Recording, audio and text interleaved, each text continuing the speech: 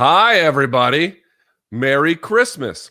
Feliz Navidad. Whatever you celebrate. Kwanzaa, Hanukkah, the whole bit. Happy holidays, everyone. It is, let's see, it's Monday. I don't even know what the date is on this here fine day, BC. What day is it? Oh, today's the 26th. Yeah, it's Boxing Day, Luke. It's Boxing Day. That's right. It is Boxing Day, which means it's going to be a big day for the Premier League over for our friends in the UK. Hi, everyone. Morning Combat. My name is Luke Thomas, one half of your hosting duo. I join you, of course, from the capital of Estados Unidos, right here in Washington, D.C., joined by my chief. You know what? I need to give you a new title, BC. I'm going to call you Chief Antagonist. I feel like that's a good way to describe you. How are you doing, BC? Osama bin Campbell in the flesh. Yes. Merry Christmas to you. Right back at you. And Merry Christmas, as you mentioned, and happy holidays to all our fine, amazing listeners. Hope you were with the family. Hope you enjoyed it and, unplugged from the stresses of regular life. In the space-time continuum, we are recording this before the holidays, but you're getting this now on Boxing Day, because we don't want to leave you hanging. I mean, I don't think our rivals, Luke, who come in second to us in the awards balloting, are putting out a show today. But this ain't just one of those, like Coach Peters in high school, just roll out the ball so he can go down to the office and, chart X's and O's for the football game that week and drink hooch. You better believe it. This is one of them where we're actually taking a serious glance at what might go on in 2023 in the UFC and MMA in general. I'm talking about prediction time, Luke, and you love making predictions. So yes, let's predict things, Tui, right? Let's bang. Let's bang. All right, here's what we're going to do. We're going to go by weight class and give you some predictions. Listen, I don't know what the hell's going to happen in 2023, but definitely some things we're watching, definitely some things that are on our mind. You can agree, you can disagree, you can comment below about who you thought was right or wrong or what your predictions are. We'd love to know, but just some things that are definitely on our mind. We're going to go from heavyweight on down in the men's side. Watching on YouTube, thumbs up. We appreciate that. Hit subscribe if you're new here. Again, Merry Christmas to you and all that good stuff. Of course, if you want to give us a nice review on whatever podcast platform you're listening this on, that'd be so nice. We really appreciate that as well. We love all our podcast listeners. Always weirds me out when we see people and I meet them. They're like, yeah, I never watched the show. I only listen to the podcast. I know. And they're like, yo, but I love, have you seen the shit? And you're like, that doesn't make sense. Yeah. I don't know how that's a thing, but apparently it's a thing. If you guys are wondering how many stars to give, 5, okay, grab it by the satchel, 5 stars, okay, get a full handful there. Thank you. And of course, as a reminder, all that good stuff, Showtime.com, 30-day free trial. If you like it, you can keep it. If not, you can bounce. Morningcombat.store, all that good stuff. Don't forget, London, February 8th. We're going to be there. Get your tickets now, all that stuff. We'll put some information in the description box below and all that other stuff. We got it. Now that Appleton's coming, we got to look into what security measures they have there, Luke. Yeah, let's just make sure we get a nice big bouncer who can chuck him out on the street by this shirt collar. All right, BC, if you're ready, let's get this party started, yeah? Yeah, I mean, you're an ex-bouncer, but I don't know if there's such thing as that. But let's just get into the predictions, Luke, okay? I don't think that there's the same amount of nobility in fighting in the bars as opposed to the military. All right, BC, we're going to start with heavyweight prediction time. Now, I don't know if you want to go first. If not, I can go first, but I'm going to guess on this one, we're probably not too far apart, at least in terms of who we're talking about. BC, what's your big 2023 prediction for the heavyweight division? I know you want me to have a John Jones prediction, and it's like our knee-jerk reaction to, what this division might look like next year. We're all waiting for John Jones's arrival. But don't forget the Francis Ngannou saga is just as important and uncertain. So here's my guess for 2023. Francis Ngannou does resign in time to make 2 big appearances. And Francis Ngannou finishes off the new year with knockouts over John Jones and Cyril Gane in the rematch, which, if that happened, by the way, he's your fighter of the year for 2023 and probably just stamped his ticket to Hall of Fame immortality. I mean, we're talking about something big here, but Luke, we need to see him respond from the knee injury. Yes. But not out of the question that this predator, that this heavyweight 2.0 finds a way to figure out how to be as dangerous as he once was. This is possible. It is at the end of the day. Yeah, you know what's funny? I'm actually going to give you my prediction as well because they dovetail together, although mine was slightly different than yours. Mine was that John Jones fails to win the heavyweight title in 2023, which doesn't mean he won't win it eventually, which doesn't mean he won't win it at all. That's not really exactly what I'm saying. But the idea that he's going to come back in 2023 and then just take over at the very top of the division, of course, it is in play. As you know, we had to sit down with Chael Sonnen, who's been talking to Henry Cejudo, who's been training with him, and they think it's just a foregone conclusion. It could be. But as we've discussed previously, a long time off, changing weight classes, obviously changing his body to make the weight class better. And those are all, in many ways, not bad things, right? They're not bad that he's doing that. Actually, it's pretty good.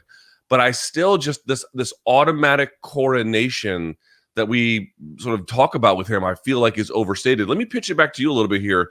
What gives you such confidence that Francis is going to be in doing this well after time off for him, B, knee surgery, and also he's not a spring chicken anymore either? Because he has next freaking level mental toughness that was on display in one of the greatest, fairy tale victories. Move over, Couture, decisioning Tim Sylvia. Like, this was heroic shit what he did against Cyril Gane. That doesn't automatically mean the knee just recovers fully and we're back, but that goes hand in hand with his contract. So if this happens, that he comes back, Luke, he will have won some level of respect. I know some people say, BC, you're off on this Francis thing because what he really wants at the end of the day is freedom more than anything else. He's not going to sign that contract with the UFC unless he gets some strong percentage of exactly what he's looking for: money, respect, freedom, combination. But he's going to get it, I believe, because this is, at the end of the day, this is the direction he should go for history, for all of that, as a fan. Now, personally, he can do whatever he wants.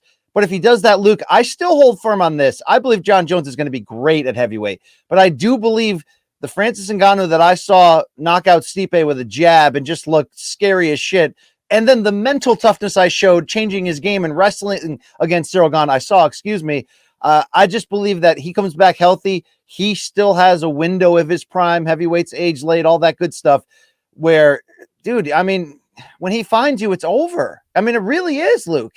Especially now that he's much better than he was in the first Stipe fight and so much more confident. This is not a slam dunk. This is a guess, a hope in some ways, a big prediction by me. But you do know at the end of the day, if that injury was just time off and it healed, he can knock out anybody at any time. And I think his skill is only getting better along the way. So I think Jones beats everybody but him. How about that, Luke? How about that? Okay. Maybe I don't think I'm too far apart. I think there's a lot of fights that John Jones really does win in the heavyweight division, quite candidly.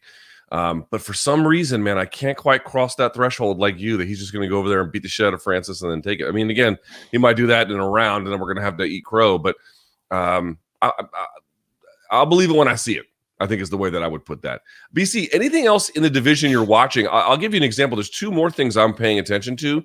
One is UFC related. Here's something I'm watching in 2023. Not necessarily predicting, because I don't really know exactly how it's going to go. But here's someone I got my eye on. How about Alexander Romanov? Alexander Romanov, not that, I think just 32 years old, which for heavyweight is not very old. He's got 5 fights in the UFC. He's won them all, especially his last 2 over Jared Vanderaa and then Chase Sherman. This dude they call him King Kong. He's all over the takedowns. He's got high amplitude ones, good ground and pound, good riding. He's faced some good opponents as well. Folks sleep on the fact that he beat Juan Espino. That's a really good win. I like what he's got. Also, I'll say this, VC, for one championship, Buchecha, probably one of the very best heavyweight grapplers ever, probably the best current grappler in all of MMA. I think that's pretty fair to say. He's in with one. I think he'll be fighting contenders by the end of the year, maybe even for a title. What about you? Great call on Romanov, by the way, dude. It's going to be hard it's going to be interesting to see what is that ceiling. Does he just push right through it? I think Curtis Blades finally comes around and has his moment. So to me, what does his moment mean? Getting to the level where he is the number one contender at heavyweight. I don't think he'll break through and fight for a title this next year, but I just think, look, it's been so close to the top. 2 knockout losses to Ngannou and, the one to Lewis, which surprised a lot of us. But I do feel like he's learned and come back stronger in each step of the way. And he hasn't been without missteps at certain points, when he steps up high. But I think this is the year he figures out the formula to get the best out of himself. And we close this calendar year going, whoever is champion, whether it's John, Ngannou, Gane, who knows? Like, heavyweight could be wild and fun as shit this year if people are active. I think Blades will be that next in line and finally get his chance. Whether he wins it or not, could be matchup dependent, could mean a lot of things, but I'd like to see him finally get it. And finally, not that I have any intel on this, but I'm just going by history. Fedor, February 4th, CBS against Ryan Bader for the Bellator title is supposed to be Fedor's farewell. But like, this is a royalty engagement, not just because Fedor could ostensibly, as Luke would say, retire as Bellator champion with this crowning moment. The last time MMA was, I know UFC's been on ABC and Fox and all that, but like, Strikeforce kicked the door open on CBS to do stuff like this and do it to large crossover numbers. Fedor was the centerpiece along with, the Kimbo experiment at that point. Now Fedor is back. I just think win or lose, imagine Fedor fighting, over his head, but losing dramatically.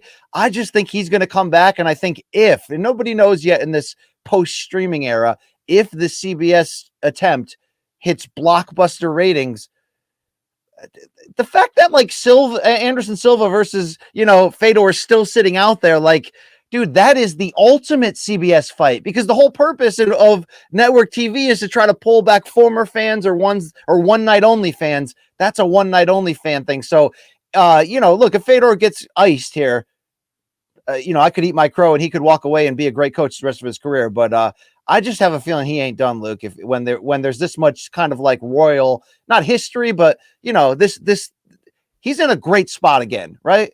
To do something potentially big. Let's see what happens. Let's see what books he reads. Fair enough. Let's move to light heavyweight now. A lot going on in this division. BC, if I may, I'd like to go first on this one because I feel like I'm probably going to be way different than you. Could be wrong, I suppose. I think that up to 3, and I'm not sure exactly which ones, but I feel like you could get up to 3 of the current top 15 retiring next year, right? Let's think about that for just a second. If you look at the rankings for the light heavyweight division. Oh, here we go. You have Glover Teixeira, who has already been talking about retirement since this year on. So that's one. You have Dominic Reyes. What am I saying? Dominic Reyes, who, I think he's pledged to continue, but his career is in peril. It's a fair way to put that. Khalil Roundtree has flirted with retirement at various points in his run. Jan Blachowicz is barreling down towards 40. He's not far from it at this point as well. Anthony Smith, I know, I don't think he's like eminently retiring, but I know that he certainly doesn't have a ton of time left, and who knows with all of his injury loads. To me, but by the way, Volkan Oezdemir kind of in a similar position. To me, it's not at all crazy that you could get upwards of 3 of these guys, potentially even more, just calling it a day by the end of 2023, given what they're up against, and in certain cases, some of their ages.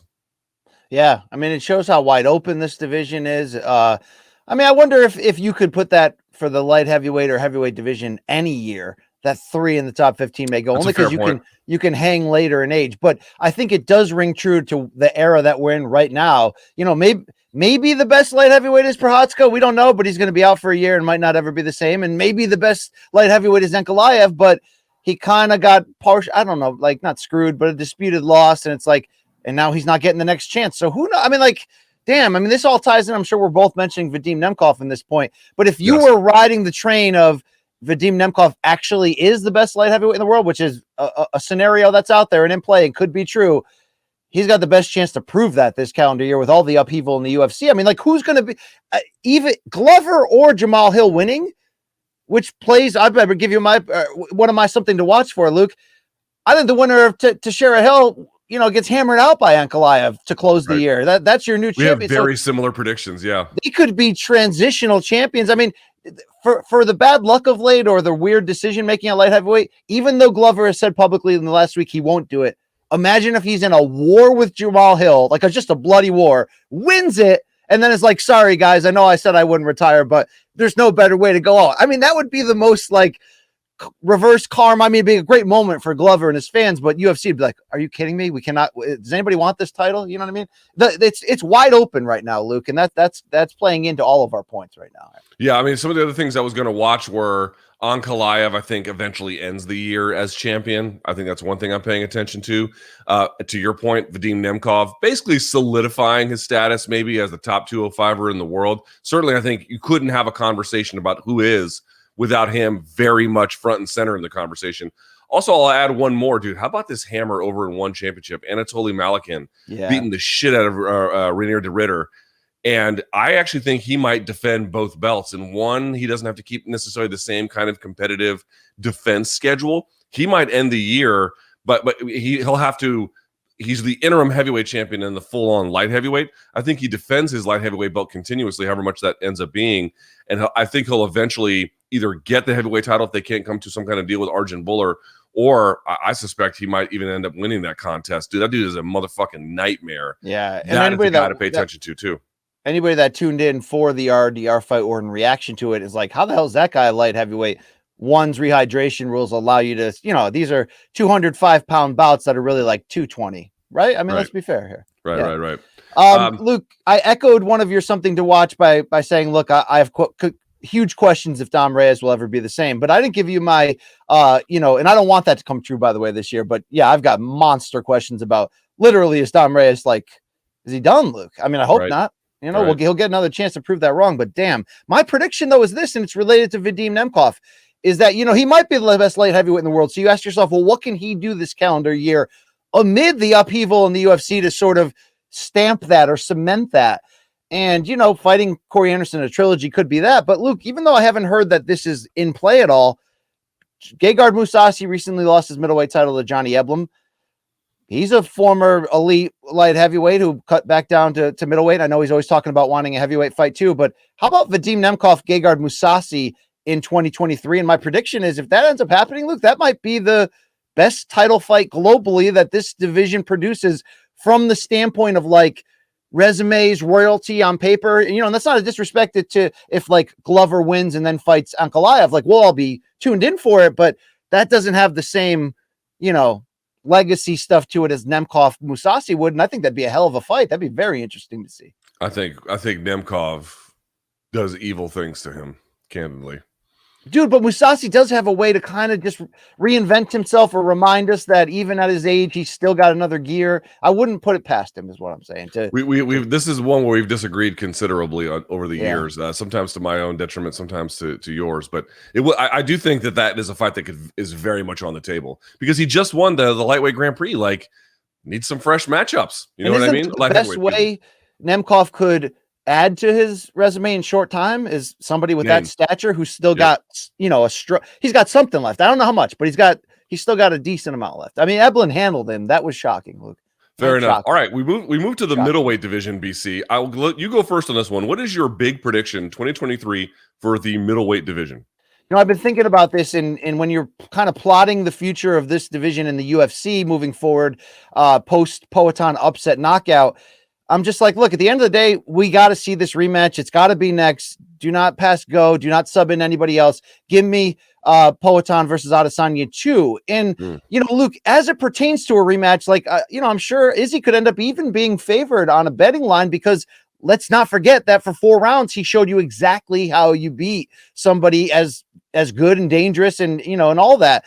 But there's this thing about their story and their arc. I mean, Poatan's had his number 3 friggin' times and has had to overcome and climb hills to get to where he is now and get, the same type of attention and world acclaim. I mean, I know he's 2-division champion in glory, but him coming over to the UFC and the quick run to the title, I'm starting to wonder, Luke, if he just has Adesanya's number where when they do this rematch, no matter if it's in Brazil or Australia or wherever, I wonder if he stops Adesanya even quicker the second time, even though my natural makeup would be, I saw what I saw for 4 rounds. If any, Adesanya can win this fight. He showed us more often than not in that fight that he can control this.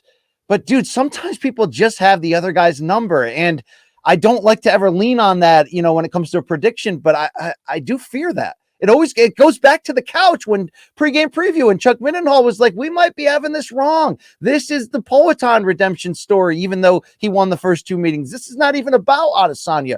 Luke, it may be just that man's time. You know what I'm saying? Sometimes you can't fuck with that. Yes and no. Here's my prediction for 2023. And I'll be honest, I don't really know exactly how it happens. Right? What I'm about to say is I'm not exactly sure what the mechanics are. But I think by the end of 2023, Robert Whittaker reclaims his title. That's what I think. He's been waiting in the wings for a while. I mean, as of the time of this recording, the fight with Paulo Costa is supposed to be in UFC 284 in Perth has fallen through. They may rebook it, they may not. But I think one way or the other, he's going to get next on that Izzy and Pereira rematch. Or even if Izzy wins, does he want to fight Rob again? I seriously doubt that. I just feel like Robert has been waiting. And if you're right that Pereira wins again, we've said this before, his worst matchup is definitely Robert Whittaker. I don't know, man. Robert Whittaker might get that belt one more time, and that would be something that would really cement his legacy at middleweight, would it not? Well, he's one of my favorite fighters. I like to refer to him as a living legend for a reason, meaning it just so happened he had Adesanya in his weight class, in his time and era, and, came so close in the rematch, but after legitimately getting crunched in the first fight. But I agree with you. I think this is a great prediction because there are ways it can happen, meaning, they could do the rematch and Izzy loses and then just says, hey, I'm going to light heavyweight, or Izzy could win and then say, hey, I'm going to light heavyweight for all we know. And it could open the idea of a vacant belt, or Izzy just goes, I need more time before I come back. Anything can happen, obviously, injuries, all that stuff. But if anything happens, Robert Whittaker's waiting next, and they'll put him in there against Pereira, and it'll be a very interesting test that he'll be favored on paper to win. So, yeah, Luke, he's not going to – I don't think he ever moves up to light heavyweight, and if he ever did, had success. But I don't think it – I'd put a lot of money down if you said, are you going to bet before his career is done that he holds that title again? He's going to hold it again. Will it come next year? Very well could be. But I think Johnny Eblen, Luke, and Bellator is going to stay unbeaten for this year and really show us how good he can be. I'm looking forward to that. I also am going to have my eyes closely on Roman Dolidze, who by them giving him Marvin Vettori in the UFC side, that shows that they believe he's ready for big things. Could you imagine if Dolidze goes in there and, let's say, stops Vettori, who is so insanely durable? Imagine if that was the transaction that happened.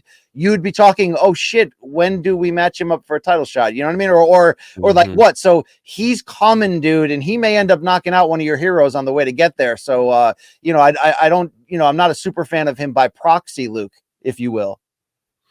No, I understand. But I'm also afraid of him, and he tends to hang around with one of my favorite fighters, so it's just all coincidental at the end of the day, So there's definitely that. I'm going to add, I think RoboCop, Gregory Rodriguez, I think he finds his way into the top 15.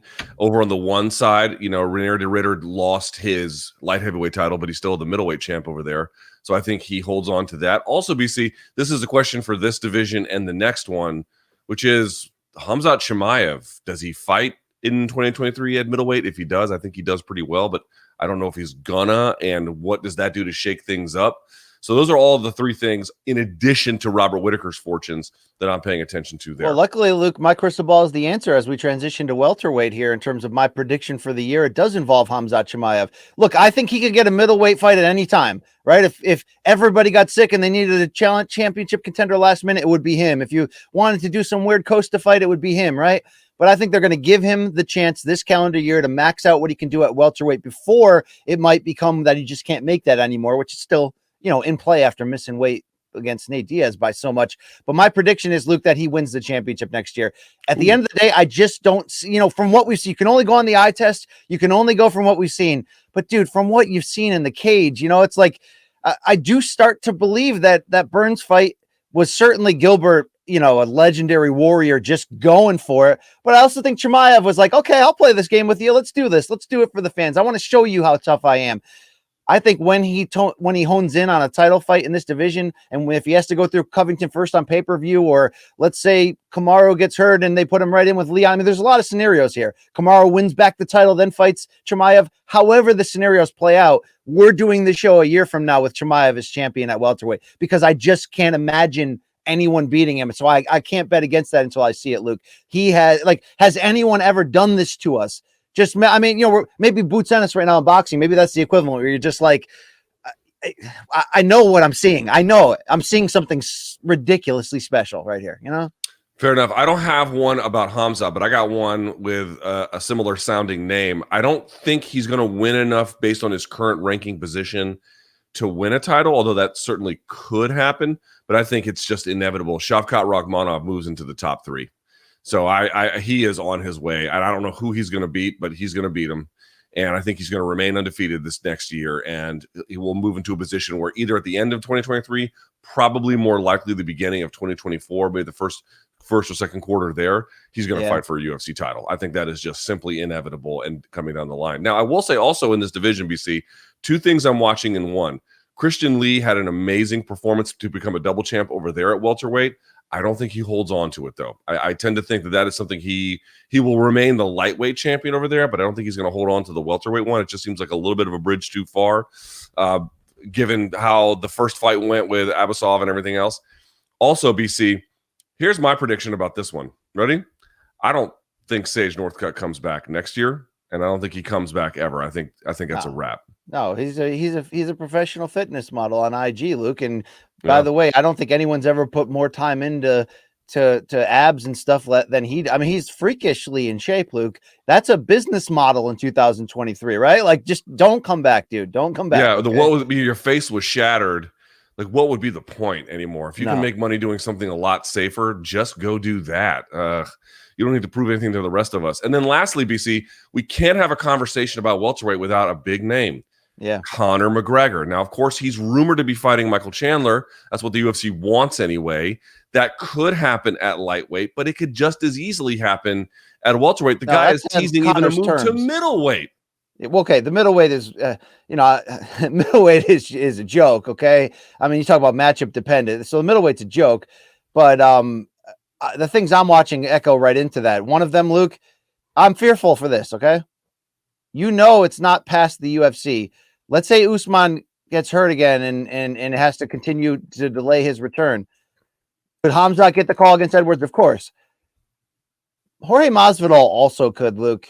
Like in a London stadium as like a setup for Leon to be the triumphant hero at home against the guy who three-pieced him, who's now three-pieced him in the UK. That happened in the UK. But who's also now decidedly past it in Jorge Masvidal. Luke, this would be worse at the time, timing-wise, if they went this way. Dude, this is worse than Dan Hendo at 46 getting the Bisping, rematch title shot. I don't put it past them that they might do this. I hope they don't, Luke. And I don't. It's just like when Jorge got the rematch with Kamaru, it was gratuitous at that point, in my opinion. Okay, now we're doing this too, so I'm watching that. I think McGregor does return at welterweight, but I think he only fights once this year, Luke. And win or lose, I think he's going to leave more questions than answers in his lone fight. That doesn't mean he's going to shatter his leg again, but I just think that like he will come back, we'll get all excited, and then it will, seriously, win or lose, it'll be, oh, okay, but he's decidedly again past it. We're going to find that out in this fight, and I fear that, Luke, because he's been so fun to watch. My final thing to watch is this. Look, Dustin Poirier could still be in line to make his way back to a lightweight title shot, especially given his name and history at this point. But Luke, I think there's a lot of like welterweight non-Conor pay-per-view fights that will continue to slowly open up for him, right? I mean, like if he gets the call and they need an event and it's like, oh yeah, we want you to fight Masvidal, we want you to fight Colby, like these type of fights. Dude, Poirier's in a spot right now, Luke, where he's already shown us more times over than not that, this is the road he'd rather go and make the big money and be in these big fights than necessarily get back in line and get Makhachev. Do you know what I mean, Luke? Yeah, although he's not going to fight Masvidal. Is that what you said? I'm throwing that out as the type of idea I'm talking about here. Oh, okay? I see. Yeah. Like something off the beaten path. That type of fight where maybe something falls through. They, because who do they call when something falls through? Do they call people in the Rich Franklin spot, which is Poirier is now in, where you're still good enough and famous enough where nobody would go crazy if you got a last-minute title shot or whatever, but you're basically in the bullpen waiting for them to use your brand in huge fights. And that's not saying that Poirier's past it, dude. He just showed us how gritty and great he still is against Chandler. But there's going to be money to be made, Luke. He's in the spot now to make that. So good for him. Okay, good for him. All right, fair enough. We move to the lightweight division, the division of kings, or at least the one that has been the division of kings for the last few years anyway. BC, my big prediction for lightweight, not full of pomp and circumstance, pretty straightforward. I just don't see any way that Islam Makhachev doesn't finish the year as the lightweight champion. I know, of course, there could be. That doesn't mean, by the way, that Volkanovski can't win at 284 and then he has to get revenge on him. I'm saying, here's my prediction: when 2023 closes, Makhachev's wearing that belt. What do you think? Yeah. Well, not only will I, stamp down on that and say you're right, and that's it's an easy prediction, but it's a good one. I mean, he's going to be the pound for pound king after he beats Volkanovski. So this is going to be a monster year as he continues to like show us he might actually be as great as Khabib. Like that's not out of play yet. You know what I mean? Like this is just, look, he's in a spot to show us greatness. My prediction, Luke, goes along with that. below Makhachev on top, this top 5 is going to get, I think, completely overhauled. Like the top 5 as we see it right now in the rankings is not going to be the top 5. None of those guys are going to be in the top 5 at this point next year. And it's not some bold prediction either, when like this was the old division of kings and those kings are aging. And when you age, you either fall out of the rankings or you move up to welterweight and fight action fights. This is the division where I think most, maybe along with women's flyweight right now under Valentina, where there's the most amount of young talent that are coming the hell on right now and appear ready. And I can't believe I'm saying that about 125 for Valentina, because just feels like an hour ago there was nobody for her to fight, but there are young, aggressive, hungry fighters coming on. And the same thing at lightweight, dude. Those hammers are here. So both of our predictions, I think, are obvious, Luke. They're obvious. All right, so something I'm watching, this one also feels kind of obvious, but just as a reminder, remember in 2023, Bellator is supposed to be doing a 155, a lightweight Grand Prix, which if you look at some of the names in there, it could be kind of fun. AJ McKee, Tofik Musayev, obviously you can go a lot of different directions. BC, I don't think it matters. I think at the end of the day, Usman Nurmagomedov is going to win all of the fights in that tournament, and he's going to win the whole thing outright. I'm not going to say it's going to be easy, because I don't actually think it's going to be easy, but I think he's going to get it done. Well, Luke, I took your prediction on Makhachev and just trumped it up by saying he'll also be the best fighter in the sport. Usman Nurmagomedov may end up using 2023 to become the Bellator pound-for-pound king en route to defending his title. Because, Luke, in this tournament, he's going to have to fight killers. And, look, I think the fight to make for Bellator for next year is Usman versus AJ McKee. Like, oh, my God, the hardcore fan that is somewhere inside of me, Luke, people think that, the casual has pushed that out, but I still holding some hardcore in here. And damn, that's my hardcore Super Bowl right there. He does that. He eventually, who knows? He could end up fighting Patricio one day. They're going to give him that chance to become that. He's going to be the best fighter in Bellator, which I think that is going to make Khabib the best coach in the world if both those things happen. But we'll get to that later in the show, Luke. All right, fair enough. We move to the featherweight division. Oh, I had one more thing, Luke. I'll say it one sentence form. Charles Oliveira is going to turn back into a pumpkin this year. And that doesn't mean he's going to get knocked out in consecutive fights or anything. I'm just saying this. The greatness that we saw, I just don't think it's sustainable because of the risk taking and all that. The hot streak is over. It doesn't mean he won't win a fight. That doesn't mean whatever. I just think he's going to come back down to earth at where, what the rest of his career is going to look like. So don't shoot the messenger. But how could he keep that shit going, Luke? All right, fair enough. On to the featherweight division. BC, I'll pitch to you first. Give me your big prediction for 2023 in the 145-pound division. All right. There's been eating at me because I'm a Brian Ortega super fan, right? I just respect the guy a lot. He makes the most fun fights possible. What he eats at me, Luke, is that every time he does get another title shot or another big fight, he puts on a damn near fight of the year in his blood and guts. But you do question, like, well, is that the best use of his skills, or is this the best use of his, long-term future and health, or is he just that dude that makes fun fights? Well, he is just that dude. But look, he's also really happy in his life right now. This seems to be like domestic bliss, Brian Ortega coming through. And I think, considering he's still young enough right now at 31, that there's one more big run in him where he finds a way to use that formula and find the balance of the force a little bit better. So my pick is domestic bliss fuels Brian Ortega into a revival in 2023, where he works his way into position for a third title shot. He's going to have to beat the very best. It seems he only ever wants to fight the very best, and sometimes he comes up just short. But Luke, I think he's going to figure out how to use his main best skill, his jiu-jitsu, as a weapon rather than as a Hail Mary. And he's going to rein in that lack of defense or lack of intention on defense, where he just walks straight in on people and just goes mano a mano. And if he can do that, there's some subtitle matchups here where I think he's going to surprise us. I think he has a big year, but that's also just because I love the guy, Luke. So, I could be looking through giant, Coke bottle glasses here that are all fogged up, right? Steamed up is the better way to put that, I think. Yeah. BC, I don't have a great prediction for this, although I do have some things I'm watching in 2023 I do want to talk about. My prediction is pretty simple for 2023. Dude, Volkanovski does not end that year as anything other than the champion. He's so far ahead of the competition at 145. They cannot catch him. So let me get to the two things I'm watching in 2023, which to me is much more interesting. One, BC, what happens to Max Holloway? Does he stay at 145? Does he go to 155? Does he retire? It doesn't seem like he's going to retire, but what is he going to do? What is his path back? As long as Volkanovski's there, I don't know how this is going to go. That's the first thing. The second one is I think 2023 stands the best chance of being the year of Arnold Allen.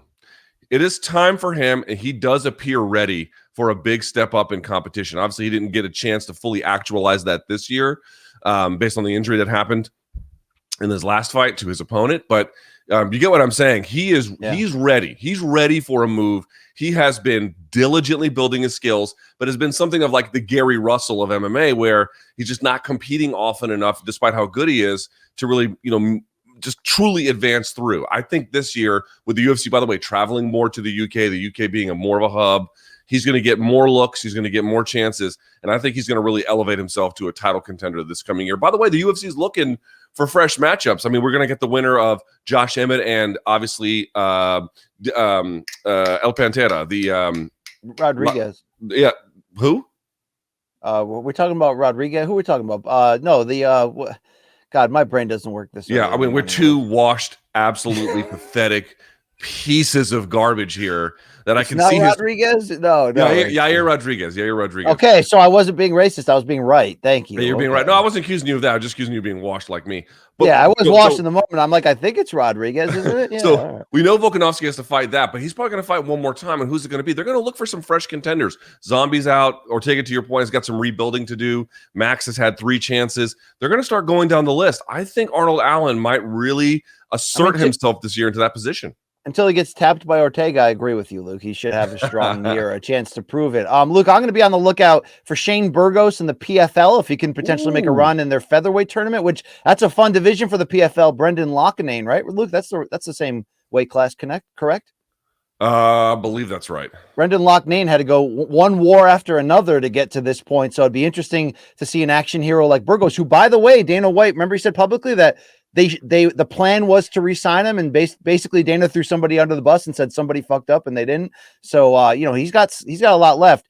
Ilya Topuria obviously is coming on, Luke. I think he gets a chance to clean out the old guard that's left in the top 10. Like some of your favorite fighters are inevitably going to be offered a fight at him, and that's going to be their biggest opportunity, and they're going to get knocked out. This guy's coming the hell on.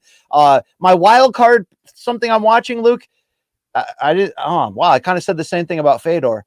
But I just didn't believe that Jose Aldo's really done when he was done, Luke. So, could I see Jose Aldo waking up this spring and just feeling really good one day and being jacked as shit and looking around and going, you know what? I should move back up to featherweight where I was the king, and I should just make really fun, like celebrity matchups that are wars. Yeah, for a lot of money and respect, because this is how I'm wired and this is what I do. Yeah, the King's going to come back, Luke, at 145. Okay, maybe imagine if he rematched Conor at lightweight. God, I love fun matchmaking. That'd be crazy. Damn. That'd be crazy. Yeah. All right, he would take that in a heartbeat, dude. You better believe he would. All right, we move to the bantamweight division now, the true division of kings, at least currently at 135. BC, I'll go first with my prediction, and again, not exactly sure how it happens here. Not exactly sure the mechanics of it. But I'm a big believer in his ability. I'm not a big believer in his comedy, but I'm a big believer in his ability, even though I poo-pooed a fight between him and Volkanovski because I do think he has some work to do. But I think by the end of 2023, Henry Cejudo is going to reclaim that belt. I think he is a generational talent. I think he is extremely special. And it was unfortunate he retired when he did, although I understand his circumstances. It's unfortunate that he went to Kadyrov's son's birthday party, but nevertheless, abilities are abilities, and he's got them. I think he's going to be your champ next year at some point, probably towards the 3rd or 4th quarter of the year. But I think he gets it done. What do you think? That should be a lot of Eric Albarracin on the timeline, right? Yeah, tons of Captain America. By the way, not Captain America. He's Captain Americas, right? That's what they call the North and South America, the Americas. So he's Captain Americas. Well, I'll say this division for me is the hardest to predict who ends next year as the champion, not just because it's the deepest and best division at the moment, but because it seems like a lot of these potential matchups are in flux. And because of O'Malley having won the big fight with Jan, he could lap everybody and get the shot. So I don't know what's going to happen next. I cannot though. It's like, did I pick against Cejudo in almost like every single one of those big fights before he walked away? Yeah, he had to prove it to me in historical context to show me how great he is. Yeah, he's great, Luke. I'm going to give him that chance like you to prove it. I don't know if he reclaims the title, but my prediction is this. Whether it comes in the title form, interim title form, or just a grudge rematch, Chito Vera stays being Sean O'Malley's kryptonite, Luke. I just feel like the meanness, the where he's at in his career. And I think, look, could O'Malley win the championship? Absolutely he could. But, there's still things Sean O'Malley has not fully shown us on this elite level. And no one's going to forget the way that Vera fight ended and how it ended. So Vera's even better and hotter and angrier than he was then, Luke. It could happen in the championship. But, I mean, that's the thing. Chito Vera could be your champion. Dude, people could get hurt and Merab could become champ. Like, you don't know what's going to happen here. Corey Sandhagen's still alive. You know what I'm saying? Like, watch out. It's so many dynamic, rising, surging, incredible contenders in this division. Tell you something else I'm watching in this division, BC. First thing, I don't think Sergio Pettis ends 2023 as the Bellator champ. It's either going to be Raufeon Stotts or, Patchy Mix looked so good in his last fight. It might be him, but either way, I think one of them has got Sergio's number. I think they end that. Also, small little thing, you didn't get a chance to fully have it actualized between Fabricio Andrade and John Lineker in one because of the whole thing ended up in a bit of a disaster. But I think by the time the year ends, Fabricio Andrade is going to be your champion over in one for the Bantamweight division. Not a bad pick. I'm looking for Patchy Mix the same, Luke. I think he just keeps winning this calendar year, and that could end up being $1 million, the championship. If he wins the tournament and then beats Pettis. I mean, God, can you imagine him again? Imagine if Patricio ever did fully cut down and to 35, and then it was him and Patchy. Dude, Patchy could just stay winning right now. I mean, he could be on one of those runs. We'll see what happens. Also, I think Aljo and Merab are going to end up staying friends because the uncertainty atop the division. Like Aljo could run the table. Who knows? We have no freaking idea, but I think it's just, dude, any fight here, the belt could go. So Aljo won't end up having to fight Merab for the title, but yeah. Fun. Do you think Merab gets the title level? He's good enough, Luke. Here's the thing. He's got a couple of the really important qualities. He can wrestle, obviously, and his cardio is maybe truly, I'm not even doing a bit, maybe the best I've ever seen in the sport. He's a dog too. He's an absolute dog. And he's tough as shit. So all of those things really put him in contention. I just wonder, against Jose, he couldn't really do a whole lot. Plus, it was at elevation. There's some fine tuning of his game, but if he fine tunes it this next year, he's going to be tough to beat. All right. At the flyweight division, BC, you go first. Give me your big prediction for the men's 125 division in 2023. I said Bantamweight was the division that's hardest to predict who ends holding the title. I think the easiest division that to predict will be the hot potato division, maybe outside of men's light heavyweight.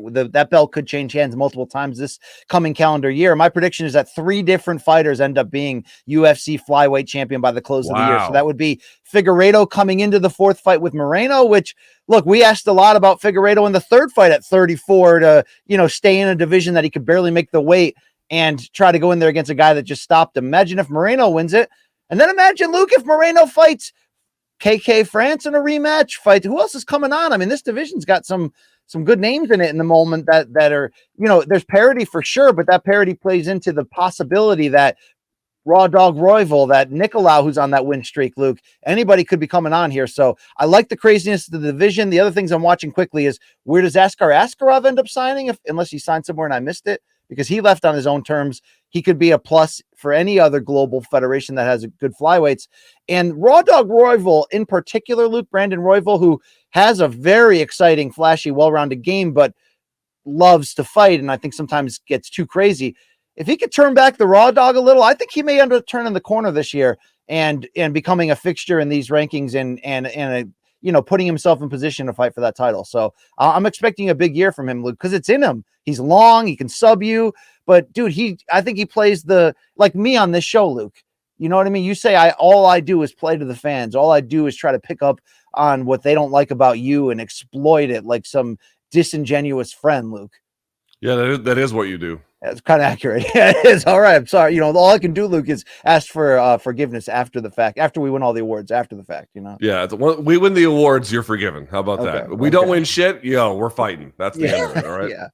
All right. Let's go to by the way, for me, I don't have much at flyweight to say, except this. Again, our predictions are slightly different, but may end up in the same place. I think by the end of 2023, Figueiredo goes to bantamweight. Now, he might start the year at flyweight, but by the end of it, he's up to another division. I think his ability to cut down to this weight class, and especially if Moreno beats him, I think he just moves on. It's going to be too much for him either way. Also, something to pay attention to. they've kind of downplayed it in the media, being like, oh, it's no big deal, which I just don't believe at all. But what does Brandon Moreno look like after the departure from James Krause? Like, how do all these guys manage? And Brandon Moreno was something of the golden child over at Glory MMA and Fitness in this latest chapter of it prior to all of these incidents around betting being involved. So I'd be curious to see what that looks like. Be very curious. All right, BC, let's go to the women's division. Now I'm going to group these together, these two divisions together, because I just don't know what to say about either of them. So let's talk about women's 155, because it is a division that has at least got some news, and women's 145. Let's talk about them together. Do you have any big predictions for 2023 for women's 145 and women's 155? 155, I think it's a slam dunk one that this is going to be Kayla Harrison's last year with the PFL. So that may be the fourth fight against Pacheco. Maybe they eschew the tournament format and just run that as a pay-per-view rematch for the belt.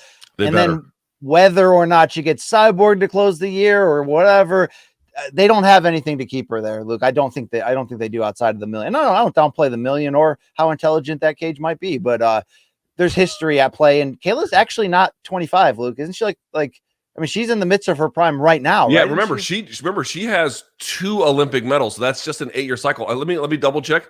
I think she's 32. Double check that. I mean, it's time. She knows it's time. Could the division stay alive after that in the PFL? Maybe, because it's been going for a few years and they've been cultivating talent, and Pacheco seems to be absolutely legit. But Luke, it folds into my prediction for featherweight too, dude. I don't think they ever even have a UFC women's featherweight title fight this year. I think Nunes has the potential to be tied up, too much at 35. That there's no rankings on the site. We always make that joke. So I don't know if Kayla leaves after next year. I don't know if they do a PFL women's 155 anymore. I don't even think they do a UFC 145 anymore. I do think it's still in play that if Kayla goes to UFC in 2024, that somebody gets my idea, and I'm sure others have had it too, about the women's heavyweight catch-all division.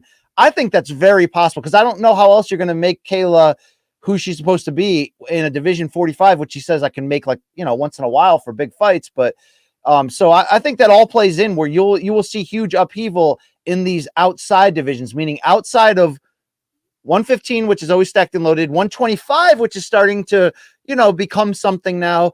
I don't know, unless they do women's heavyweight, these divisions may only pop up or down based on star power, Luke. And if, these things, meaning Kayla and Amanda shifting organizations or divisions, is going to play into whether there's a future there. There's no future at 145 for UFC females unless they go heavyweight, Luke. That's the only future there. Yeah, so 155, mine is almost exactly the same as yours. Kayla is probably going to beat Pacheco, and then that's going to be it, right? So that she's going to be gone. 145 is a little bit more interesting to me, because if Kayla doesn't end up there, right, back at the UFC, not back, I should say at UFC, what they're going to do is they're just going to wait till Amanda Nunes retires and then close the division, right? I completely agree. They're not going to have a hard, again, if Kayla doesn't show up, they're not going to have a 145-pound fight there all 2023. And then if Amanda calls it a day, which she may or may not, but they're going to close the division. If she ends up there, that changes it. But here's the thing to sort of factor in, BC. I wonder about this. If the UFC doesn't really have any designs on 145, would they really keep it around just to make one fight, especially now that Kayla is not undefeated any longer? Maybe. But what I think could really end up happening is, remember, I think Bellator made a big pitch and push. Maybe I think they did make an offer for Kayla. What I tend to think might happen here is Kayla might beat Larissa and get out of PFL. UFC just says we're just not in this business anymore, and then she actually ends up in Bellator, in which case the 145 is closed in UFC. But then they can make good use of her. Like, dude, here's the truth about it. Scott Coker and what the Bellator model does is better suited for Kayla in terms of catering to her interests long term. I mean, Scott Coker one big fight at UFC. And Scott Coker gave Ronda Rousey the platform and helped promote her to get her UFC ready to take that leap and open up the women's fighting UFC. So could you imagine if that's an interesting scenario that I never thought about until you just mentioned it? That what if UFC does go forward with these other predictions we're making, shut that shit down, say, I'm sorry, Kayla, unless you can make 115, we don't have a big fight for you. Imagine Cyborg versus Kayla on CBS, Luke. Seriously, imagine that. Imagine, you could that Kayla is not exactly Ronda. No one's saying that, but in the Ronda ballpark in some ways, accomplishments, legitimacy, of course. Imagine if that's the fight you put to casuals and try to, of course, yeah. Hang on, Tukey's gonna come in here. Oh, I can't wait to hear what Tukes thinks about that. No. I had to lock that door. Sorry, Tukey was definitely going to barge in. Dude, that's also say this, dude. Kayla Harrison is a dream matchup for. Well, I should say this: she's a dream setup to be on CBS. Yeah, 2-time Olympian, greatest judoka in American history. Almost not quite undefeated, but this decorated athletic past, and she's good on camera and all the stuff that we know about her. Dude, that is a great matchup on CBS. That's exactly who they want. Think about the synergy there. If that's a direction Scott Coker ended up going, and we're just putting fantasy ideas out there, like Scott Coker made Carano versus Cyborg. Right. Cyborg is such a legend that she was in the first fight that was thrown to the masses on a crossover level, and she could be in, all these friggin' years later. She could still be just as strong of a brand to kind of give the pro wrestling rub to Kayla Harrison potentially. I mean, that's central booking, Luke. That's a beautiful come around full circle there. All right, let's talk now about. Don't go away too quick, Luke. Quickly, I'm watching. Espenladd doesn't have a division in PFL. We got to be really honest with ourselves. She can't make 35 anymore. There's no 45 division in PFL, and maybe they use her as the fallback for Kayla's second pay-per-view opponent next year, which no one's buying. I'm sorry. I don't know what Espenladd's going to do with PFL, Luke. I guess join the 55 tournament, but I don't know. The other thing is this, Arlene Blenko, one of my favorite fighters in Bellator, just signed another contract, Luke, and she went to war in that rematch with Cyborg, and I think liked it. Be on the lookout if they end up making Blenko versus Sinead Kavanaugh too. Imagine if they put that in Dublin. They fought once. Blenko won in a close fight. That fight would be a war. That's a little BC sloppy special on the radar that could happen, Luke. Okay. All right. Let's get to the real center of the bullseye in women's MMA. All right. I get closer to it anyway. How about a bantamweight division? BC, I'll go first for 2023. Bantamweight division, women's division here. We're talking about for predictions. This one seems to me like a no-brainer. I think they're going to move heaven and earth to make Amanda Nunes versus Valentina Shevchenko 3. Yep. I just feel like, again, maybe Amanda doesn't want it and maybe she poo-poos it, but I really, really believe UFC wants to see this a third time. They're going to make a push for it. And I tend to think that in the end, the gravitational pull and significance of this fight will force the principal actors in place to get it done. Not only do I agree with that, even though I'm sure I've predicted that in the last 4 years and it just didn't happen, but I will add to that, Luke, that my prediction is Amanda Nunes accepts 2 trilogy fights in 2023 and both at bantamweight. So to be fair here, Juliana Pena is the only one that I think is even talking about the idea of a third Nunes fight. But imagine this scenario. The UFC loves Juliana. She's a great ambassador of the sport, and her victory over Amanda in the first fight, even though she got dominated in the second, was just one of those storybook ones. Imagine if Juliana comes back in a big fight. I know, for example, Holly Holm has Yana Kunitskaya coming up, but imagine a Holly Holm level fight. Juliana wins that. She's right back in the title picture. Imagine if Amanda fights Valentina a third time, but wins. Could they close the year with that, Luke? Yeah, they could. They very much could, Pena versus Amanda 3. Who knows? So that's not impossible to get 2 trilogies. Holly Holm will probably stay ranked for the 25th straight year at this division, Luke, bantamweight, if they'll have her. I mean, she may beat, Kunitskaya for all we know. And my other, that's all I got. You got anything else for bantamweight? No, not in terms of things I'm watching, but I do have one for the next division if we can talk about it. All right, so last week we broke the news that, at least what Erin Blanchfield told us was she told us she was going to be fighting Tayla Santos in February. Here's my prediction, BC. Erin Blanchfield's going to have a title shot in 2023. I'm not going to make a prediction beyond that. And here's the way I worded it when I wrote these to our producer. She's going to earn a title shot in 2023. So she may not actually get the fight itself in 2023, but by the time the year closes, it'll be clear she's the number 1 contender and she's ready for that. The UFC has designated her in that position. Do you agree or disagree? Where are you? Well, look, I wouldn't have guessed that she would get the call ready for Tyler Santos, who's coming off, pushing Chev to the limit there. I hate when people call her Chev or Chevy. Like that's so lame, Luke. It's put some respect on that Shevchenko name. So yeah, I'm fully in agreement on that, Luke. Ultimately, that Blanchfield, if she beats her and she's not nervous at all. I mean, if she goes out there, beats Tyler Santos, she's going to fight for the title. Absolutely, Luke. And she's young, and she's coming on. My prediction as it pertains to women's flyweight is, can't believe I'm saying this, but I'll fully put it out there. Women's flyweight next calendar year begins to legitimately rival 115 strawweight as the best women's division in UFC. And I understand crazy. Well, what does a great division need? It needs certainly the threat of multiple potential champions, which strawweight always has. It needs the consistency of making great fights. I think, look, we've seen some really good fights at 125 that doesn't get that stamp always of, look, strawweight once again comes through. But when you look at the top 15 right now, seriously, just 6 months ago, it felt like it was Valentina and nobody else. The top 15 right now, from Manon Ferro at number 1, who's coming the hell on, to Santos, to division stalwarts like Chukagian, Murphy, Andrade is moonlighting in this division. You've got Grasso, who's moving into position. Araujo, Maya's a tough out. And you even go down to Blanchfield, King Casey O'Neill, Macy Barber, Tracy Cortez, Amanda Hebas in play. Luke, those are building blocks for the future, but it seems like that future is like now. And there are fun fights you want to see. You forgot a key name, I believe. You forgot a key name. That key name's name before. This was my thing to watch in this division, which only serves your argument. The return of Tatiana Suarez. She could come back to this division and absolutely. Now, we don't know. She's been out for so long. She had the neck issue and everything. But, dude, if she comes back, she might just hammer through everybody along the way. And look, I don't think pound for pound, talent for talent, 125 is as accomplished or as good as what we see in 115. But some of these 115ers, like Hebas and Andrade, are moving up because you can get a shorter path to big opportunity. Dude, 125 is fun. That's all I'm going to say at the end of the day. It's going to end up rival in 115. So you're right about Suarez. I hope this is finally the year. Luke, what do you have on the best women's division that ever happened, 115? What do you got here? All right, let's get to it. Strawweight. I don't have a great prediction because, 1, it's partly unpredictable. I think 2, it's due for some turnover in certain places, except at the top. When you just look down that roster, I mean, there's great fighters everywhere at 115.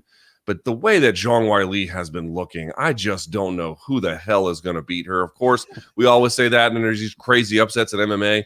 But my prediction for 2023 is, dude, she's going to remain the champion in that weight class, even if she has another fight with Rose or whatever the case may be. That she is better athletically. She's so much more well-rounded now. She can wrestle. She has legitimate subs. Her ground and pound is terrifying. We always knew she was good on the feet, fast, athletic. I mean, I could go on and on about her. Zhang Weili is the best in class at 115, and that's not going to change in the next year. Well, Luke, my prediction forces that to change. My prediction, no surprise to anyone listening to this show, is that Rose Namajunas is still the motherfucking best, and she proves it again. And I don't mean to start sounding like Pat Barry with his theory on like every 3 or 4 fights this happens, but if you look over Rose's career, every 3 or 4 fights, Luke, she goes from dominant wins in a row to one where, she just barely loses, like the split decision against Carolina when there was upheaval in her personal life at the time, or ones like getting dropped on her head, or just this one against the rematch with Carlo, where, look, you can't forgive her for that. It was an awful fight and an awful game plan and performance. There's a lot that's awful about it. But Luke, she has that ability when she figures it out and puts it together to be better than anybody else. So the reason in particular why I believe I would give her the edge against, like you said, somebody like Zhang Weili, who is as scary as she's ever been and is proving that she's got like all-time great metal in her. Like she's a legit, like she is that woman, she's that chick. But is there one hole in Zhang Weili's game on the elite level? I think it's her defense, Luke, which is why that Joanna fight was somewhat surprisingly that close, that first one, that blood and guts war. Rose, timing-wise, accuracy can piece Zhang up and has done it, Luke, in 2 different fights in various ways. Second fight, very close. Yes, you can make an argument for Weili on the scorecards. But, dude, Rose just has her number in the striking, and I think they'll always make close fights together. And Rose will win it. So I'm looking for a big one out of the Thug once more, because that's what she does. I'm also going to be looking, Luke, to see if Mackenzie Dern can figure out her own striking issue. If she can, Great She's call. a title threat. She's an absolute title threat. She's certainly a title threat in a Brian Ortega way in any matchup at any given time if it goes her way. But if she doesn't figure it out, Luke, she's never going to max out. I mean, is it? But you see, I'll say this, The, hold on, but it's not just her striking. I did a tape study on her for my personal channel. Her ground and pound is a major problem. A major problem. There's a lot of ways to make the argument, but I'll simplify it in this way. She likes a lot of positions that make a transition to the submission quicker, right? So she'll ride very high on the back. But if you're riding high on the back, for example, you're unstable. So to stable herself, she'll plant her forehead into the mat and then kind of punch. But these are mechanically not advantageous positions from which to punch with at all. You know what you need? You need that Roman Dolidze style where you have them, you can drive hips into them, you can control a wrist, and then really begin to unload on your power hand, whatever side that may be. That is a mechanically advantageous position. BC, she's still in her mind in terms of how she strategizes positions, hasn't gotten out of thinking about it in a very jiu-jitsu-centric way. Yeah. And I think if she wants to go to the next level, yes, striking, of course, the fight start on the feet, but let's get her ground and pound up to speed. If you do that, it's going to open up so many more avenues for her on the ground. I think she's too naturally talented, and she has very good intangibles like her toughness and her drive,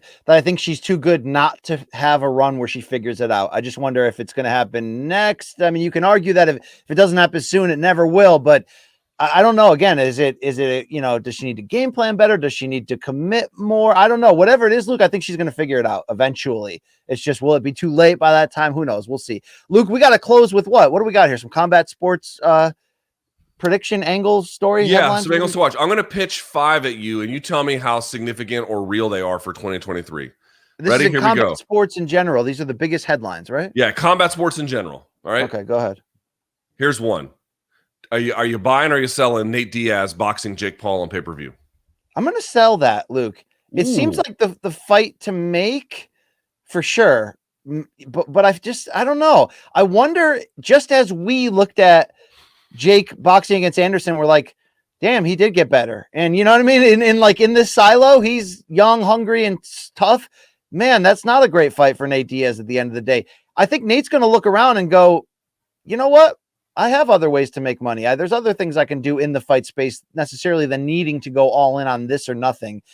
For all we know, he could end up back in you get news that he re-signed for one fight with the UFC to Trilogy Connor. Who knows? So I think Jake's more likely to go the Tommy Fury road, and then we'll see where we go from there. But I'm going to sell on that, Luke. And I can't believe, because just, even like the day of the Silva fight, if you would ask me, BC, would you be fired up next for Nate versus Jake? It's like, yeah, damn right I would. Let's see some trash talk. Let's do it. But that fight's not going to be great, right? I think Jake wins it if they do have it. All right, number 2, Gervonta Davis versus Ryan Garcia. Now, we don't even know if it's going to happen because, of course, Gervonta has court issues. He has a trial in February, and he has to fight in D.C. in January. But let's assume that they actually do make it. It actually reaches the finish line.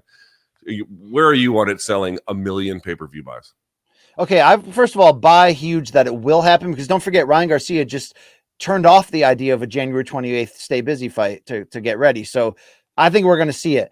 Yeah, I think it does more pay-per-view buys than people realize, because this is the fight in boxing that we don't get enough of these, because boxing has so many entities that are opposite each other naturally from a business sense, networks, promoters, and we tend to see them typically only come together when fighters are older, more established, their brands have been more built up, and there's sort of the storyline like there was for Pacquiao, and also like there is right now for Spence versus Crawford. But obviously the Spence Crawford problem is they're going to be like 35 soon. These guys are young enough. They have their own fan bases that are almost separate from boxing because of how much they cross over in pop culture, on social media, have relationships with some big stars in the acting, music game, all that stuff. I think this does the potential for 1.5. I mean, dude, in this era, 1 million pay-per-view buys in the streaming era is very impressive. 1 million pay-per-view buys in the Mayweather Pacquiao era was very impressive. 1.5 in this era, when not involving Floyd and Connor, dude, not involving a fantasy circus matchup. This is a rare bird right now. And I think you'll see it and it will do very well. Okay. Number 3, BC, What happens with the I'm just going to call it this, but what happens with the UFC's James Krause problem in 2023? Once And I don't just mean James Krause. I mean all of the ways in which it affects the rest of the business. I mean, Dana's finally being honest. I don't know if you saw that sit-down interview he did with Okamoto, where in the past he was sort of like, no, this won't be a big deal. Now he's like, no, this is absolutely, potentially, massively destructive. That's why we're going to nip it in the bud. They're going to go after whoever they end up finding at the conclusion of the investigation, whether it's, Minner or whether it's Krause or whether those guys really didn't do anything. We don't know yet, Luke, okay? But whoever had any connectivity to this is going to get hammered out Shoeless Joe Jackson style so that nothing ever actually happens again. So this will be a big headline that will have long-term things. I just think that in some ways, maybe it came at the right time and had a big enough name and an established coach and former fighter in Krause where everyone took it seriously enough so that this won't happen a year from now involving like active champion who may or may not be suspected of fixing a fight. That's when it goes to like, you can't fix it levels. This may be perfect timing for UFC that it happened at this level. They put in all of the sanctioning now. All the eyes are open. The fighters are aware. The coaches are aware. You can F up your entire career in one time getting caught in this. Don't touch it. That's what I think plays out with it. Number 4, I actually feel like we're going to see some big women's boxing fights in 2023. I think we're due for a Serrano-Taylor rematch. You could do, who is it, Marshall and Shields again. You could do even Mayer and Bumgarner again, right? Like there's a bunch of different ways. Now, those are all rematches. They're not organic, fresh, new matchups. But BC, women's boxing had a pretty good year in 2022. Oh, great. I think that's only going to continue in 2023. What do you think? And when fights like... I mean, here's what we got. Look, I was asked on the Showtime boxing podcast with Raskin Mulvaney, my guys, like, what was your biggest moment or biggest headline of 2022 for boxing? Like without even like hesitating, like I had to make sure it was this calendar year and I wasn't just washed and I had the wrong year, but without even hesitating, I'm like Taylor Serrano and what it did for women's boxing, because like biggest stakes ever, biggest fight ever. They put it in Madison Square Garden, the main event, and it over-delivered. Over-delivered. I mean, is that a Rousey versus Carmouche or Serrano versus like Cyborg moment equivalent to MMA?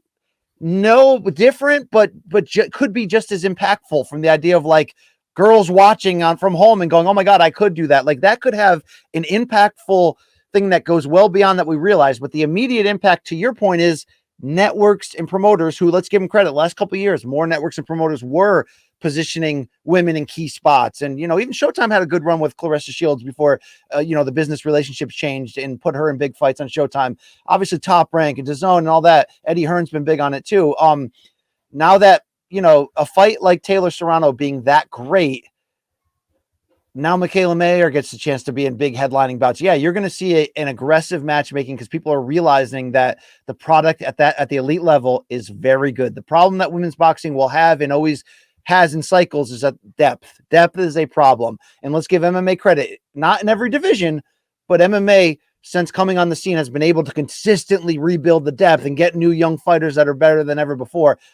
There may be a stretch of that in women's boxing, but if there is, it's going to be based on what happened in Madison Square Garden that night because it has that big of a ripple effect. So give me that rematch, and you're right, Luke. Give me some big ones here. Let's do it. All right, last but not least, BC, and you kind of indicated it before when we talked about it with Fedor, but Bellator going to CBS. I mean, here's the thing. Like, obviously, we work for Showtime, and Bellator being on Showtime is obviously great for both parties, but it is behind a paywall, right? There is something that could dissuade people from catching it from a wider, broader audience. It's not unfair to say that CBS has a much broader audience, although it's CBS, the channel, of course. So Bellator being on CBS is great. And, I'm told that if things go well with Fedor, there could be on CBS multiple times a year. Now, nothing of that is written in stone. None of that is guaranteed. A lot of this depends on the performance. But that's what sort of makes me sort of curious about it all. Like, don't get me wrong. Bellator being on CBS is great. It's great for Bellator. I think it's great for CBS. They wouldn't be doing it if they didn't think they were going to win on it. But it's not as, how do I say this, like earth-shattering as it was when Strikeforce was on CBS the first time. Yeah. To your point, they've been on Fox. UFC's been on Fox. They've been on ABC. So it's a huge deal, and it's a big question about what can happen here. But BC, if Bellator does well with Fedor on CBS, and they have multiple shows a year on CBS, I mean, that is, listen, the UFC has only grown in profile in the ESPN era. I think some of these other promotions, your ones and your PFLs and whoever, like a shot in the arm from CBS to Bellator, it's not going to completely alter the landscape of the business, but definitely could reestablish them as a number 2. I mean, there's no better flick through content than Elite Combat Sports. Now, in the streaming era, are people actually doing that anymore? Are they going channel by channel and just whatever comes? Oh, that looks interesting. I don't know. Not everybody has all the technology and apps that we do. Luke, I'm sure there's a lot of America that does it old school. But oh, by the way, CBS also the most watched network in America. So this is a great gamble. But to be fair, we don't know what the post streaming era is going to do to the numbers here. Right. But even comparative, but you can't ultimately compare these numbers to what Kimbo and Bella, and Strikeforce did with Fedor back in the day. But for what's expected today, it may just be the perfect storm. That's why I think Fedor might reconsider. And that's why, we've talked about that after AJ McKee first beat Patricio, the first meeting. It's like, damn, that's the guy to put on CBS if you want to get people excited that there's this next big thing. Now, look, he lost, but he's coming back, all that. But there are, but let's give Scott Coker credit, Luke. He does play the hits. He does know what works. And the Grand Prix with the legit $1 million prize on top are fun as heck. And this is an old Scott Coker playbook move, but there's no reason why this isn't a classic move that could still work. So I'm just as interested as a fan as I am as a, CBS Paramount employee to see if this can hit, if this can really be something. So I'm excited. So Luke, my 5 angles to watch. You ready for this? I want your reaction. All right, let's do it. Okay. Number 1, Luke. Seriously here, if Makhachev becomes the UFC pound for pound king and Usman Nurmagomedov becomes the Bellator potentially pound for pound king, and who's the other Nurmagomedov? Umar, that's, could be in the top 5 by the end of the year in his weight class. Khabib Nurmagomedov has got a great shot to be your 2023 MMA Coach of the Year. I can't really disagree with that, especially if those things come to fruition. If Usman wins the 155 Grand Prix in Bellator, if Makhachev beats Volkanovski in Perth and then defends it against whoever, and then to your point about the rest of them, Umar, and dude, that whole crew is just nothing but winners. They've been training hard their whole lives. They now have a very elite. I think what folks really misunderstand is, yes, these guys have been training hard for a long time and they've got good coaches, but it seems to me, BC, the thing that's lost is, and every elite gym has a good system, but Nurmagomedov and that whole team, they have great systems in place, both for camps, for long range trainings, like what are we going to do over the next year? Everything is planned. Everything is hard nosed. Everything is meticulous. And the results speak for themselves, dude. Khabib is on the precipice of not just being the greatest lightweight of ever, which of course is something of a debate and ongoing, but probably is, but coach of the year, one of the best coaches we've seen.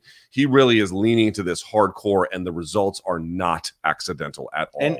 And no one's forgetting that, he's taken the reins from his father, Abdul Banap, the late trainer, and who's an institution in Dagestan, and being such a great coach and teaching this discipline, and obviously Javier Mendez as well on the team at AKA. But Fedor's going to be the face of this moving forward. And when you talk to people on the inside, as we do, all the Habib stories. Did I say Fedor? All the Habib stories are amazing, Luke, because the intensity, the dedication, the commitment to tiny details. I mean, yeah, the guy's wildly successful in this space, Luke. It's incredible. Number 2 angle to watch. I'm not predicting this. I don't necessarily, I don't want Dana White to lose money here, but I just have this weird feeling that the Dana White slapdick league is going to be over before it starts, Luke.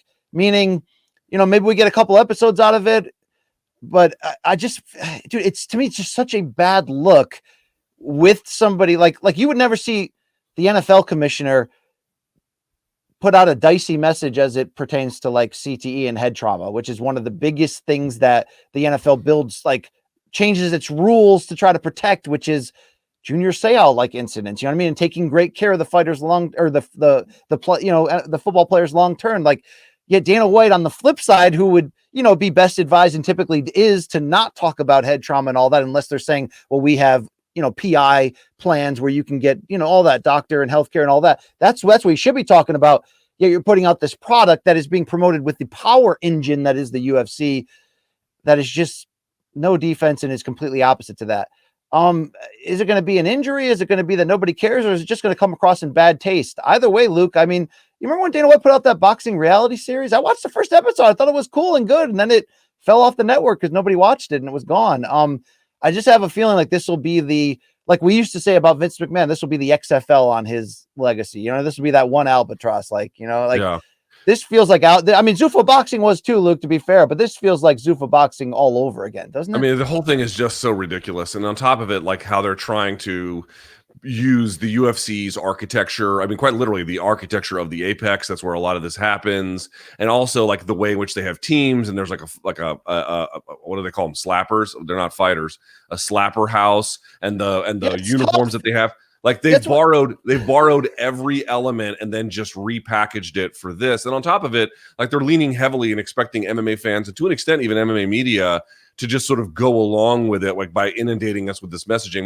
My understanding is it's an 8-episode deal that they have with TBS starting in January. I think it probably runs through 8 episodes, and then that's it. They call it a day. Yeah, I don't see this becoming a phenomenon, and I think it's just a bad look for the company. Number 3, Luke, I mentioned about Fedor not being done. Obviously, like he's got a puncher's chance against Bader and all this, but be prepared for this angle. If Fedor knocks out Ryan Bader on CBS and in theory retires in the moment as the Bellator heavyweight champion, avenging a loss by knockout as the cherry on top, dude, he's going to hit MMA fans, especially old ones or ones being brought back in, directly in the feel spot. This is Randy versus Sylvia, or even Ngannou versus Gane, like on steroids, Luke. What is he, 45? I mean, this would be wild. Yeah, I mean, given the response that we saw in the Timothy Johnson fight and how happy people were, and granted that was in Russia, which of course had a different kind of sensibility about everything. But to your point, if he goes in there and then floors Bader, who by the way has not looked great of recent, and claims the title and then crowns his career that way, dude, it would be massive in the fields. Massive for like also restoring Fedor's reputation a little bit, which, you know, he's fighting well past the point where he probably should. I completely agree. Number 4, Luke, we've hit this ad nauseum, so we can do it quick. But the more I keep talking about this scenario and this statement, it might actually be true. Jaron Boots on this, the unbeaten welterweight who comes back January 7th on Showtime pay-per-view. Like, he actually might be the best fighter in the world right now. Only like no one would call him that because he hasn't proven it, and it's so early, and he's trying so hard to get big-time names. But every step up, I mean, it's not just demolishing. We've seen people. Look at Edgar Berlanga was knocking everybody out in the first round. People can demolish people, but it's the way he sets it up. It's everything that makes him so next level dynamic. He's a video game fighter who's come to life as a 23, 24-year-old on the verge of the title level. Luke, we've gushed about him ad nauseum, but it's for a reason. I don't know if he could be the fighter of the year next year if he ends up getting the big enough names to do it. Either way, he will use 2023 as a way to invade boxing because he's coming on and you can't get in the way of it at this point. Yeah, he's going to become a lot of people's favorite fighter by the end of next year. To your point, the only thing that can hold him back, and by the way, he's co-main event on that Tank Davis and Hector Garcia fight in DC or the Showtime pay-per-view. So you'll get to see Boots Ennis in the co-main event role. But the only issue holding him back is, can he get the fights he needs? That I don't know. But whoever they line up in front of him, they're in trouble. Well, he'll become the mandatory for Spence in one belt. I think he already is in another alphabet organ. Like, he already is in IBF. Okay, what if he's fighting Karen Chikadze in January? If he wins that, could he fight Staniotis or Ugast, fights that I think we would like, or could he fight Spence or Crawford if they don't fight each other? Or Spence and Crawford aren't going to fight him, but Ugast or somebody else, like just a tick down, I think they will. All right, number 5 angle to watch for the New Year is this, Luke. The only bad thing you can say about the UFC this year is, we didn't get Conor or John Jones, so some of those big ticket crossover event type pay-per-views just didn't happen. Instead, you got great fights and big upsets. But it is time for the UFC's next era of pay-per-view stars to stand up and prove it. So that could be established guys already like Volkanovski and even Adesanya, who have a certain platform but haven't raised it. Either way, Luke, we are somewhat dependent right now on old names, which isn't, it happens in transitional phases. But right now, when you look like who could headline a pay-per-view that like mainstream sports fans would care about, I think that list is small and dependent upon age and injury and comeback more than it is on fights we can make next. Are you looking at anybody that may end up using this calendar year of doing just that, putting themselves in position to be like a pay-per-view draw? Well, that's hard for me to answer that one quickly. I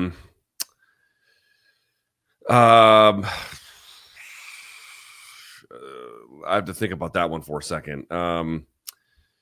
Man, I wonder if no, because Cejudo's been out for a while, so no. Volkanovski maybe, but I still don't know about that. 155, it's kind of hard to say. Makhachev, yeah, you know what, Makhachev, honestly, with that Habib rub, if he just keeps on, if he beats Volkanovski and he has like a big name opponent, they end up finding a way to get him Connor or something. Yeah, like he could actually turn it, even though he's not as dynamic as Habib. I'm not saying the same level in terms of like what he could do, because he literally has Habib standing next to him, like literally. Yeah, exactly. So it's like there's so much wind at his back, and he's got so much ability. The combined two forces, it might be big for him next year. It really might. I mean, Hamzat could be that guy, right? Because he has the Hamzat's attitude of like a pay-per-view headliner, either villain or you think he's a badass. I mean, he could be that guy. So we'll see. And then don't forget, dude, I said it before in our predictions for welterweight, Shavkat Rakhmonov, man, he's much more quiet and he doesn't have the same kind of, bulldog on a chain kind of way of looking at like a Hamzat Chimaev. But I'm telling you, man, that dude is going to be an assassin, and I think that's going to start playing off on his aura, so to speak. Pay-per-view star, I don't know, but yeah, big player. I don't know about that. I don't know about that. Hell, wait, to close here. If there's ever any female fighters like Ronda, pay-per-view star, Holly Holm and Misha Tate's, like, they needed to be B-sides, but they're stars. Amanda and Valentina have, in different ways have crossed over, but never in a high level. Is there any female fighters that have that long-term potential that maybe we don't even realize right now? Not Kayla? For 2023, but you got with these young ones, the Barbers, the Mavericks, the Blanchfields, and some other ones as well. I think long-term, yes, but for 2023, too soon. Yeah, too soon. Yeah. There it is, Luke. I got nothing left to give the people. All right. Okay. Well, then that's it for us today. So thumbs up on the video if you haven't done it yet. Please subscribe. Once again, Merry Christmas, Happy Holidays, however you celebrate or not. Don't drink and drive. Don't text and drive. Be good to each other. Be safe. BC, any final message for the audience before we go? We love you, folks. Not that doesn't necessarily mean Luke wants to shake all of your hands or, welcome you onto our show or really any further into our lives beyond you clicking play on that video. But even in that Grinch's heart, he knows we're here because of you. None of those things are true. I shook everyone's hand in Las Vegas. Yeah, actually, you're pretty awesome. Yeah. What you should say is the producers may not want us shaking everyone's hands, but that's old LT is old reliable when it comes to that. Yeah. No, you're a stand-up guy in person. I'm more of the slimy weasel. No, but no, thank you, folks. I mean, so I had this moment, Luke, just real quick to close the holiday season. Yes, please. We have a whole other thing to do here. I had this moment of taking the train back from when we were in Jersey City most recently, and really doing one of those like, this is our fucking job, man. You know what I mean? Like, this is our job. Like, this isn't even like community theater. This is like getting drunk and doing skits, to make fun of your friends. And we do this for a living. And it's like, thank you people out there legitimately for allowing us to play our passions out. What's your passion, BC? Dick jokes. So thank you for that. No, seriously, though, but you get my point, Luke. You do once in a while have to pinch yourself, whether us in this job or the people watching at home. When you come home and you have a happy, healthy family and you got great animals and, and you're just like, life is good. Life is always going to be challenging. There's ups and downs, but, stop and take a look around once in a while, as Ferris Bueller said. We only get one of them and it doesn't last forever. So I'm very happy, Luke. I'm a very happy man. There you have it. All right. For the crews at Malka and Showtime and CBS Sports, that's Brian Campbell. I'm Luke Thomas. Happy holidays to you. Happy New Year as well. And we'll see you on the other side. Until then, may all of your gains be loyal.